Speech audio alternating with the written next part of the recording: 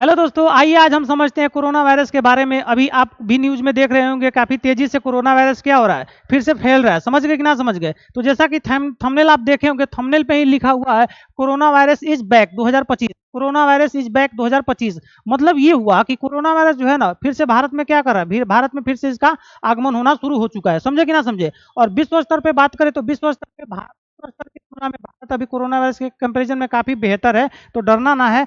तो आइए बिना किसी देरी के हम लोग कोरोना वायरस के बारे में, इन तमाम चीज़ों के बारे में हम लोग पढ़ते हैं। लेकिन इसका जो हिस्टोरिकल चीज़ें है, हिस्टोरिकल मतलब वही 2019-20 वाला बात, उसको भी थोड़ा सा देखेंगे। फिर वर्तमान में कोरोना वायरस का कौन सा वेरिएंट आया हुआ है, इन सब चीज़ों के भी बारे में हम लोग जानेंगे। और कोरोना वायरस से हमारे शरीर का कौन सा अंग प्रभावित होता है, इसका वैक्सीन कौन सा अभी तक बन चुका है, इन तमाम चीज़ों के बारे में हम लोग क्या करेंगे, जानेंगे। और कोरोना वायरस से बच्चों या फिर किसी भी व्यक्ति का मृत्यु कैसे हो जाता है, इन सब चीज़ों के भी बारे में क्या करेंगे, जानने का कोशिश करेंगे। तो चलिए बिना किसी देरी के हम लोग क्या करते हैं, वीडियो को शुरू करते हैं।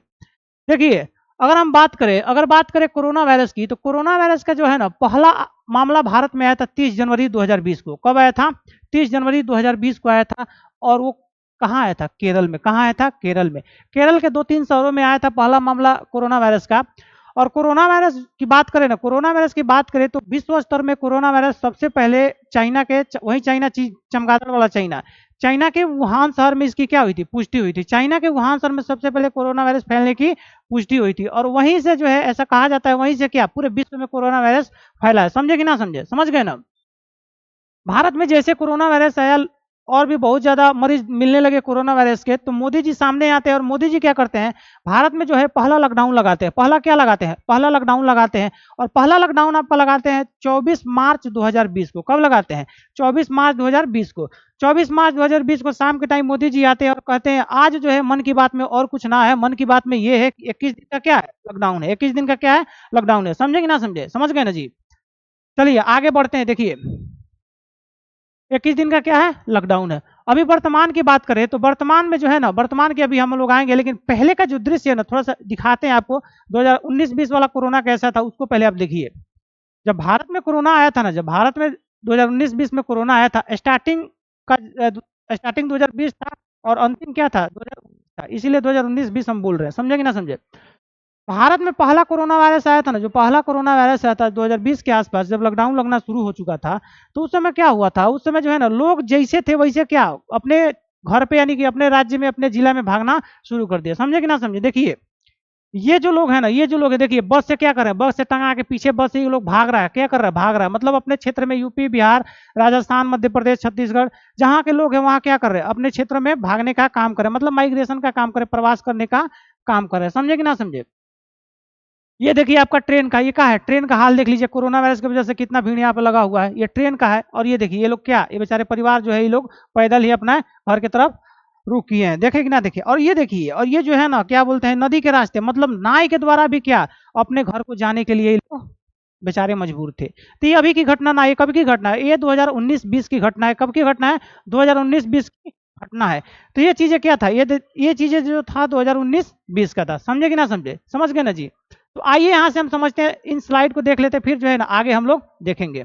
देखिए, लिखा है वर्तमान मई 2025, मतलब जिस मंथ में इस वीडियो को बना रहे हैं, इसी मंथ का बात कर रहे हैं। वर्तमान मई 2025 में सिंगापुर में जो है ना, सबसे ज्यादा कोरोना वायरस जो अभी जो बैक हुआ है, कोरोना वायरस जो आया है फिर से दोबारा, सबसे ज्यादा केसेस कहाँ मिल रहा है? सिंगापुर में। कहाँ मिल रहा है? सिंगापुर में आपका सबसे ज्यादा केसेस मिल रहा है। लगभग अभी तक की बात करें तो अभी तक लगभग 20,000 लोग क्या हो चुके हैं, कोरोना वायरस से प्रभावित हो चुके हैं। कितना लोग प्रभावित हो चुके हैं? कोरोना वायरस से 20,000 लोग लगभग प्रभावित हो चुके हैं। वही सिंगापुर चमचमाता हुआ, कौन सा, यही सिंगापुर क्या है, चमचमाता हुआ। सिंगापुर में लगभग कितने लोग प्रभावित हो चुके हैं? 20,000 लगभग लोग प्रभावित हुए। अगर बात करें भारत से सिंगापुर की डिस्टेंस कितनी है, आपका क्या है, ये आपका सिंगापुर, क्या है आपका सिंगापुर है। देख लीजिए, इतना ही क्या है, ये दूरी है आपका।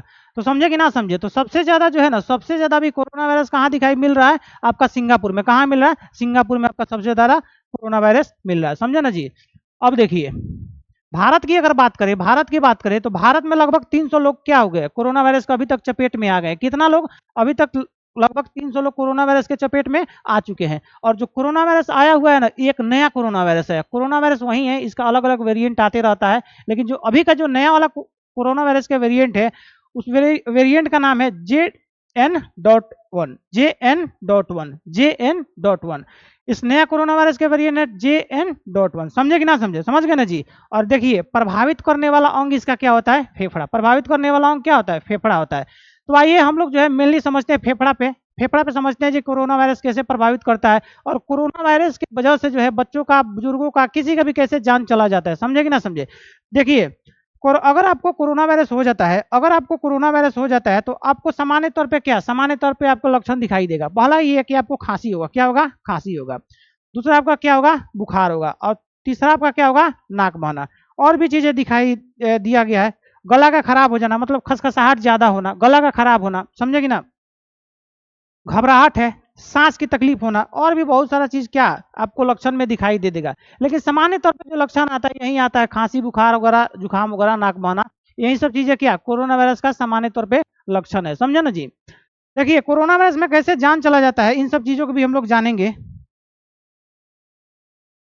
सामान्य तौर पे आदमी सांस किससे लेता है? नाक से। किससे लेता है? नाक से। जब नाक से सांस लेता है ना जी, तो वो ऑक्सीजन जो होता है ना डायरेक्टली कहाँ जाता है? फेफड़ा में जाता है। कहाँ जाता है? फेफड़ा में जाता है। और जो हम लोग सांस लेते हैं उसमें शुद्ध ऑक्सीजन होता है। क्या होता है? शुद्ध ऑक्सीजन होता है। तो सांस लेते हैं नाक से, और कार्बन डाइऑक्साइड किससे छोड़ते हैं? मुंह से छोड़ते हैं। समझे ना जी? देखिए सांस हम लोग सामान्य तौर पर नाक से लेते हैं, और जैसे सांस लेते हैं ना तो ऑक्सीजन कहाँ जाता है? आपके फेफड़ा में। कहाँ जाता है? आपके फेफड़ा में आ जाता है। ऑक्सीजन जो है आपके फेफड़ा में आ जाता है। ये ऑक्सीजन कहाँ गया? आपके फेफड़ा में आ जाता है। और ये जो लंबा सा दिखाई दे रहा है ना, इसे क्या कहते हैं? इसको बोलते हैं आपका ट्रेकिया। इसको क्या बोलते हैं? ट्रेकिया बोलते हैं। इसको ट्रेकिया बोलते हैं, मतलब कि श्वास नली। क्या बोलते हैं? श्वास नली बोलते हैं। ऑक्सीजन जब आपका जो शुद्ध ऑक्सीजन आता है ना, जो शुद्ध ऑक्सीजन एलोवेली में आता है, एलोवेली में आता है, तो यहीं पे जानते हैं क्या करते हैं? यहीं पे ना हृदय जो होता है ना, अशुद्ध रक्त को हृदय क्या करता है? अशुद्ध रक्त को फेफड़ा में भेजता है कि जाओ और तुम जो है ना यहाँ से ना शुद्ध ऑक्सीजन को क्या करना है? लेके आना। उसके बाद हम जो है ना पूरे शरीर में क्या कर देंगे? उसको पंप कर देंगे। पूरे शरीर में क्या कर देंगे? उसको पंप कर देंगे। समझे कि ना समझे? फिर से इस चीज को समझिए। हम लोग मेनली जब नाक से सांस लेते हैं तो हमारा सांस कहाँ आ जाता है? हमारा जो ऑक्सीजन होता है कहाँ आ जाता है? फेफड़ा में आ जाता है। कहाँ आ जाता है? फेफड़ा में आ जाता है। और फेफड़ा में कहाँ आ जाता है? फेफड़ा में आपका एलोवेली पे आ जाता है। यही एलोवेली यहाँ पे छोटा सा है, जूम करके क्या कर दिया गया? बड़ा सा यहाँ पे बना दिया गया। समझे कि ना? यहीं पे आपका ऑक्सीजन आ जाता है। और जो फेफड़ा, ये आपका हृदय जो होता है ना, ये जो आपका हृदय होता है, हृदय क्या कहता है? रक्त को भेजता है आपका कहाँ पे? एलोवेली में भेजता है। और रक्त को भेज के बोलता है ना तुम जाओ वहां फेफड़ा से क्या लेके आना? शुद्ध ऑक्सीजन को लेके आना। और अशुद्ध जो है ना, अशुद्ध जो हमारा कार्बन डाइऑक्साइड है उसको क्या करना? वहीं पे छोड़ देना। उसके बाद क्या करना? शुद्ध ऑक्सीजन को लेके चले आना। समझे ना जी?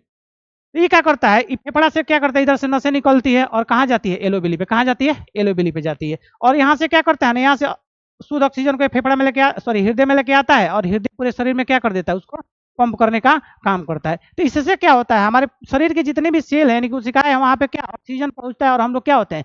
जीवित रहते हैं। रहते हैं कि ना रहते हैं? रहते हैं ना जी। लेकिन देन देखिए अब होता क्या है, कोरोना वायरस अगर किसी को हो जाता है तो जो एलोवेली होता है ना, एलोवेली जो होता है ना, ये क्या हो जाता है? जाम हो जाता है। क्या हो जाता है? ब्लॉक हो जाता है।